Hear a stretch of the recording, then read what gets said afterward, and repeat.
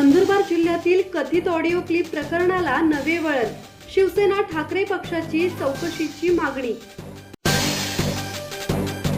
नंदुरबार जिल्ह्यात व्हायरल झालेल्या कथित ऑडिओ क्लिप प्रकरणी शिवसेना ठाकरे पक्षाने जिल्हा पोलीस अधीक्षक आणि जिल्हाधिकाऱ्यांकडे लेखी निवेदन देत चौकशीची मागणी केली आहे.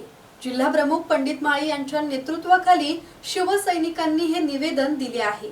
कथित ऑडिओ क्लिपमध्ये नंदुरबार शहर पोलीस ठाण्यातील कर्मचारी दीपक गोरे हे भाजप पदाधिकारी विजय चौधरी यांच्याशी हद्दपार प्रस्ताव, दारूबंदी आणि दारू तस्करी सारख्या संवेदनशील विषयांवर चर्चा करत असल्याचा आरोप शिवसेनेने केला आहे.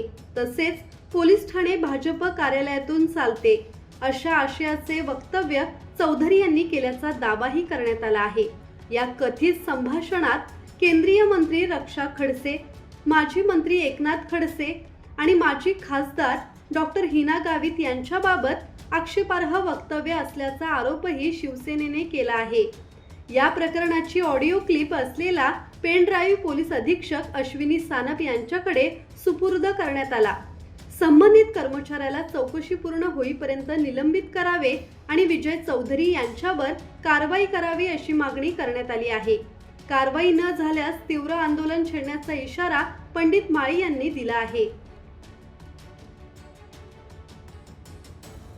नंदुरबार जिल्ह्याचे विजूभाऊ चौधरी यांचे जे व्हिडिओ बाहेर फिरतात त्याच्यात त्यांनी असे सांगितलं तर पोलीस डिपार्टमेंट भाजपच्या कार्यालयामधून चालतं असे त्यांनी एक व्हिडिओमध्ये सांगितले. मग लोकशाही कुठं आहे?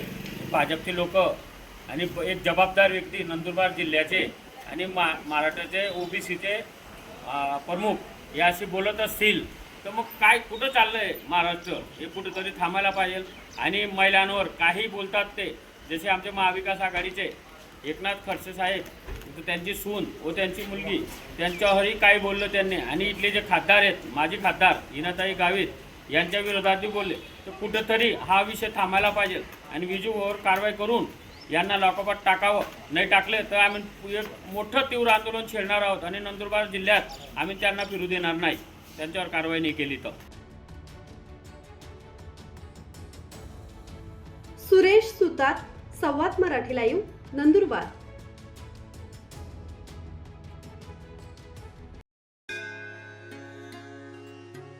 श्री गणपती संस्थान महड, तालुका खालापूर, जिल्हा रायगड.